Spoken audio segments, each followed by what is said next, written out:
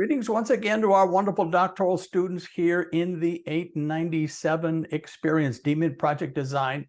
This is your instructor, Dr. Larry Asplund, coming to you at the beginning of the second week. So we've gotten a great start. Really, as you know, the way we begin Module 1 is forms the bullseye for your research project. So it's a very, very important, and I appreciate all the good work you've been doing. So welcome to week 2 of Module 1. Module 1 is introductory, preparatory for everything else that will follow. And so we're going to jump into the second week of this first module. Of course, Module 1 begins with the idea of the thesis question and the focus, the research focus, but also then gets you into the library to clarify going forward your research sources. Now, you did a very similar project in 700, and you may go back and look at it and decide, you know, that still is the one I want. Or you may decide to add to it, take away from it, maybe change it a little bit. So this is your opportunity to set the stage going forward into your dissertation process. So you remember week 1 was all about our discussion concerning the statement of the problem question. We had our very first Zoom meeting last Tuesday. Week 2 is about the annotated bibliography. So it's an opportunity for you to revisit the library, revisit your list of sources. It's also a Turabian opportunity, since your bibliography is obviously to follow Turabian formatting, something that, you know, we can't get away from. So we're also providing opportunities for you to review Turabian as we go forward in 897. Now, what about the annotated bibliography? First of all, this for you in Module 1 has to do mostly with your summary of the literature section of your proposal, which will ultimately be Chapter 2. So it's a scholarly research opportunity. Now, you may have kind of a mixed, list of resources in from your 700 class, since it was more general in getting you ready to move forward, orienting you to the D.Min process. What we're doing now is we're being very specific about separating out the sources that you have that are clearly scholarly from the sources that will then support your work in the biblical studies in Christian theology and in church history. So it's all about quality and quantity. Now, it's not a lot more than you were asked to do in 700, so it's just an opportunity for you to revisit. In some cases, you may need to start over because you have fallen on a research focus that really is more you're confident is what you need to be doing. So it requires 6 items under each category, but I suggest that these items also clarify the meaning of scholarly literature. So we're looking for 6 books that are monographs. What is a monograph? It's a book that has a single subject. It doesn't have a variety of chapters that unpack, a variety of related subjects, just one subject, and is written academically. So it's not necessarily the most scholarly. It's not like, if you're reading a commentary for the biblical section, it doesn't have to be a commentary on the Greek text, just to use that as an example. Monograph, though, is a single focus book written usually from an academic standpoint for academic reasons, maybe for use in a classroom as a required text or whatever. So that's an example of a scholarly resource. 6 dissertations, I think, is probably your best bet, because it's obviously clearly a scholarly source, but it has an amazing bibliography. And so finding those relevant dissertations is just a gold mine for you.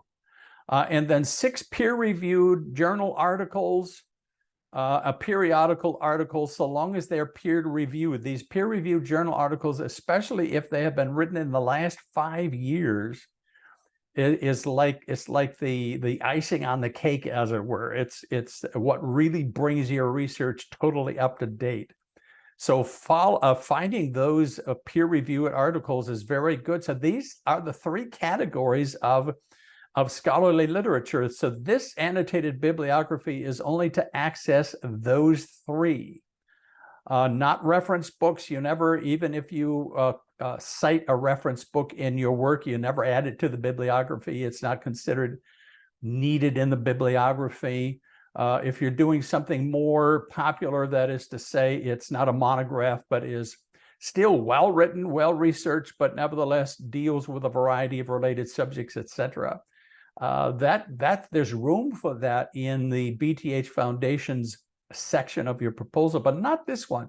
So this is very specifically focused on your awareness of what's in the scholarly literature, but then ultimately in showing your skill when it comes to accessing and using those kinds of sources. So you will post your list again in your group in the discussion forum under week 2.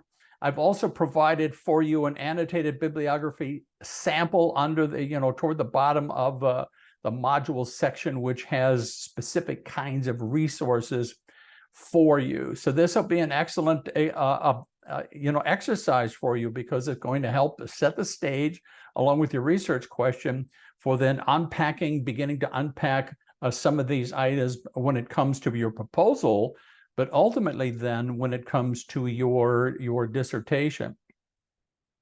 In terms of where we're going next, Module 2 is the first of 2 3-week modules because of its importance.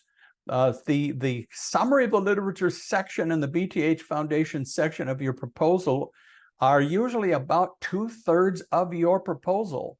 So because these are so important and lead directly to dissertation chapters, we take more time to walk through it with you. And so Module 2 will be all about the summary of the literature. We will also have a Zoom consultation to get us started. I sent you a note saying, all right, September 4th is Labor Day. Would you rather, and are you available to meet on September the 5th, which would be the Tuesday, of course, of the week? So far, I've only received a couple of responses, one for the 4th and one for the 5th. So I'll keep you in the loop as to what that might be. If most of you don't respond, I'll just keep the schedule the same. But I'm very, very open to your feedback in your busy life. And some of you, your families, like barbecuing out. For some folks, Labor Day weekend is the last of a summer vacation, unless you're living in the South, in which case your kids are already back at school. But out here, in the Pacific Northwest, they don't go back until after Labor Day. So it depends on how it works, where you are. Let me know what your preference is, and then I will get back with you and confirm one or the other. The idea of being clear as to what your key sources are going to be is very, very important. It'll save you a ton of time when you start to actually compose either a section of the proposal or a chapter in your dissertation. So this is a great opportunity for you to clarify which you feel are going to be your key sources, scholarly sources in this case. And it will set you up to do a very, very good job when you compose, ultimately at the end of Module 2, your summary of the literature. Another very good week. I'm looking forward to sharing it with you. This is such a good and important exercise in 897. Be sure to let me know if you have any questions along the way. God bless you, everyone. Just have a great week.